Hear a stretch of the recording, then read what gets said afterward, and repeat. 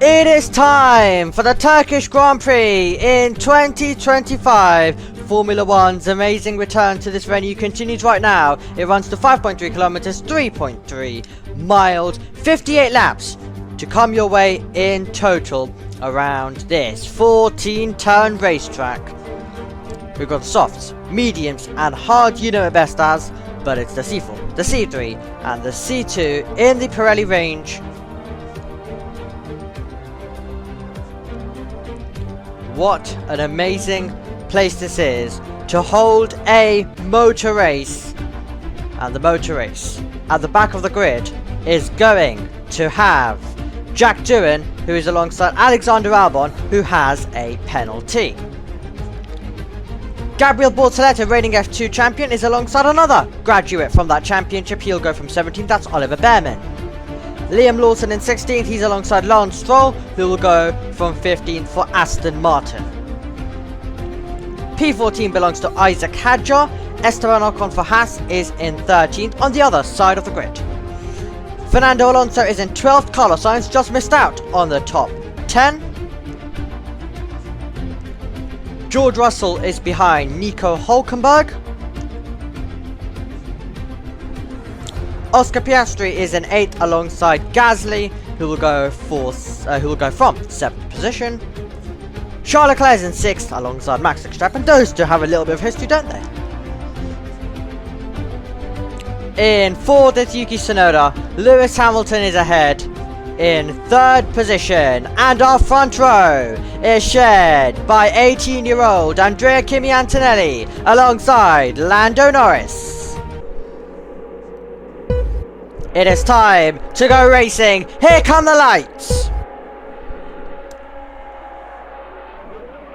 And Formula One is racing in Turkey. Great start for Lando Norris. He's going to have the lead into turn number 1 unless Kimi Antonelli can be late on the brakes. Norris gets through the first hurdle. That is turn number 1. Antonelli's in 2nd place. And then we find ourselves with Lewis Hamilton in 3rd position. Is the entire field going to be able to navigate their way through? It's getting super tight. Further back, but at the front, it is single file staff and exactly the getaway that the McLaren driver wanted of Lando Norris. It is much more tight though, as we ride on board with Gasly in the Alpine, and he is finding himself fighting away, soaring away at the wheel, and that's going to be slightly wide. That's going to be all over the road for Gasly, and will he lose out as around the outside attempts to come to Red Bull? It's getting super tight as Verstappen tries to make the move, but it's Norris, Antonelli, and Lewis Hamilton, our top 3 on the opening tour of 57. Here we go, opportunity incoming around the outside, and that is going to be Hamilton trying to put the pressure on. Tsunoda's in the mix as well, so Hamilton trying to get past Kimi Antonelli, those two drivers. Well, you've got Antonelli, who's taken Hamilton's seat over at Mercedes, and it's Antonelli who is ahead of Hamilton, who's in 3rd position. You've got Charles Leclerc going on the charge as well. Let's take a look at a replay. This was the battle for the lead, and this was all over the road in a big way.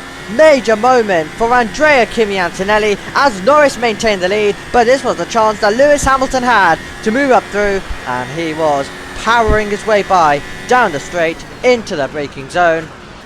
Incredible stuff from the 7-time world champion, but even better stuff from this young rising star.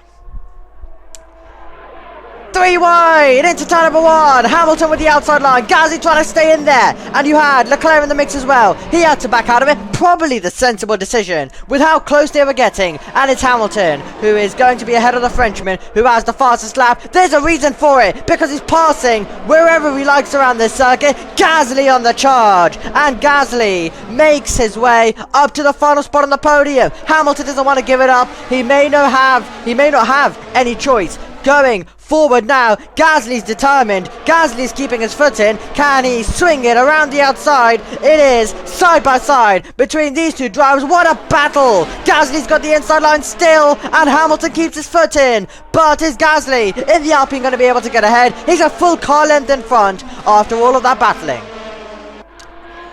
Here's the chance, once again, for the lead to change hands. Antonelli trying to get back in there again. Lando Norris. Norris runs wide. Antonelli, though, when he's going to rejoin, it's going to be ahead. Oh, he's over the curb in a big way again. That's the second time in this race that it's happened. And here comes Pierre Gasly. Gasly finds the chance. Gasly finds second place. A super move there as well. Taking the opportunity, and it was an opportunistic move down there as now Antonelli tries to fight back. What a close battle. The Ferraris are side by side. That's Hamilton, that's Leclerc, you've got Piastri in the mix as well. What an incredible race this is turning into.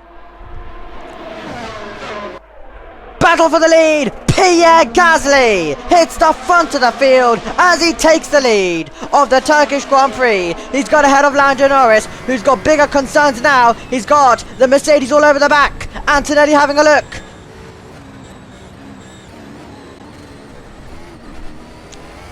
Here we go. With Lance Stroll, Antonelli was finding himself getting close. Wasn't able to find a way by. This was Stroll gaining a couple of positions as it was all chaos. All chaos from his point of view. You had the kick saber running wide.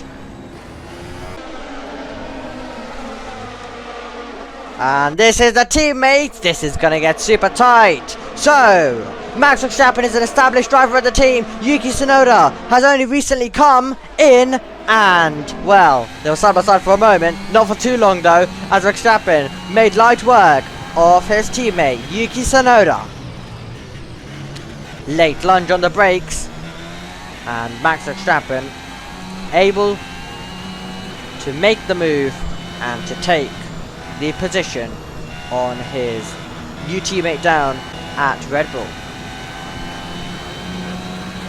We love a bit of heli-cam. It's a heli-cam that is going to show us some side-by-side directly in front. Leclerc on his teammate as Hamilton runs slightly wide. Leclerc is going to be wide and over the curb. We are seeing so many drivers run over the curb in a big way through that part of the circuit. And the driver who is directly in behind to that has the opportunity then to pass. That's exactly the case. If your name is Max Verstappen, he's got past Charles Leclerc. These two started together on the grid, together on the circuit once again. This time it's Verstappen getting through on Leclerc, and now it's the two rivals of Hamilton and Verstappen, the two rivals from 2021, going side by side onto the start-finish straight we go, and it's going to be Verstappen who's going to surely take the car to the outside, take the car late to the brakes, and take the car all the way ahead of the Scarlet Ferrari to P5. Max Verstappen gets through. Red Bull versus McLaren. You've got two McLarens that need to be cleared. That is wide stuff for Max Verstappen, gaining him quite a bit of momentum.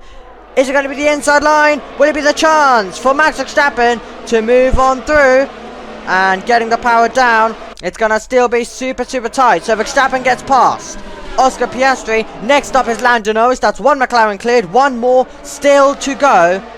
And it's the two drivers who battle for the two drivers who battle for the championship last year. Alex Albon reporting that he's not got any power at all.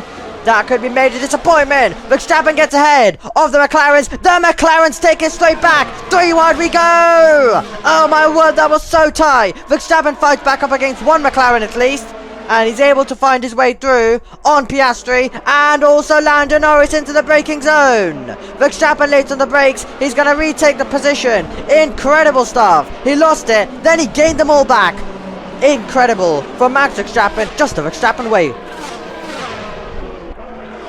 Here is Ollie Behrman down the inside of Carlos Sainz. Sainz will want to fight back, and will Sainz be able to do it? The British driver moving by. I've lost shifts. Shifts aren't working properly. So that's Lewis Hamilton on the radio, giving us a little update on his race. The McLarens are side by side. Not the sight you want to see if you're a McLaren fan, because it's getting super tight for the two cars coloured in papaya. And it's going to be the opportunity Oscar Piastri needs to move up to 4th place. He's ahead of his more experienced teammate. This was Lance Stroll, who was able to fire away by on Charles Leclerc. You can see Lewis Hamilton directly ahead, and Charles Leclerc dropping behind. Oh, Lance Stroll able to get by and also over the curb in a big way. That's going to affect Hamilton's momentum. And we're going to go 3-1 again. It's going to be super tight. Leclerc trying to keep his foot in. They make contact at massive speed. It's super tight between them and the Aston Martin. Well, he's dropped even further down of Stroll. And Stroll's under pressure from his teammate as we see Leclerc get ahead of Hamilton. Albon is going to box to retire the car. He tried to see whether he would be able to nurse it home, but still a long way to go. We're only on lap number 26. We are taking a look from the rear view, and that will be late on the brakes. It's going to be super tight in a couple of moments time. Yuki Tsunoda up against Oliver Bearman. Tsunoda runs that little bit wide. Into the braking zone we go. So Yuki Tsunoda right now just finding himself at this stage, trying to go on the charge. Losing power, I'm losing power, it's going.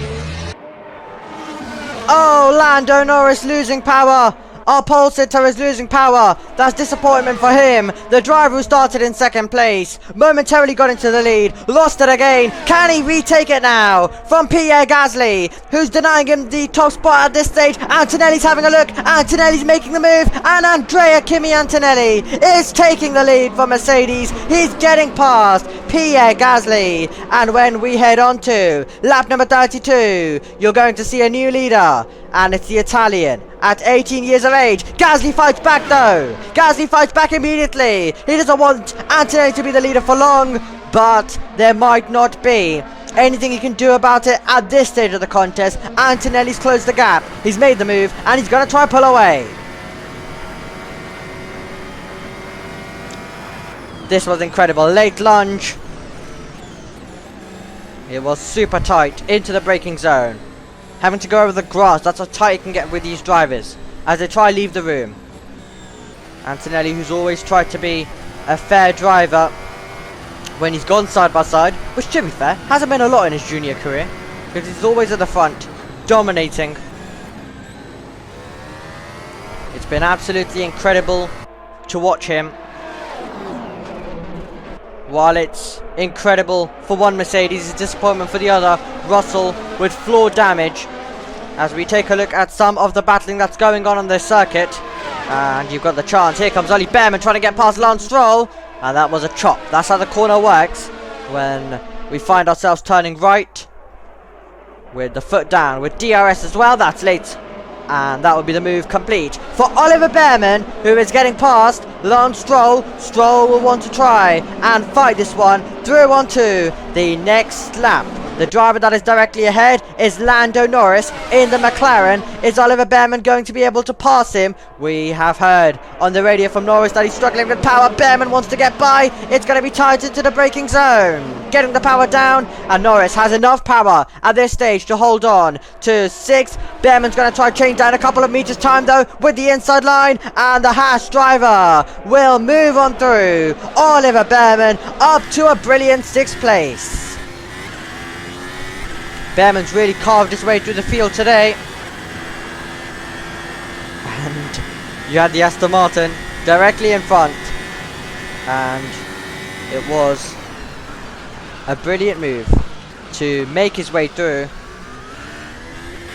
All the time having Lando Norris directly ahead as well, and then a couple of moments later able to get through on the next lap with a tidy move.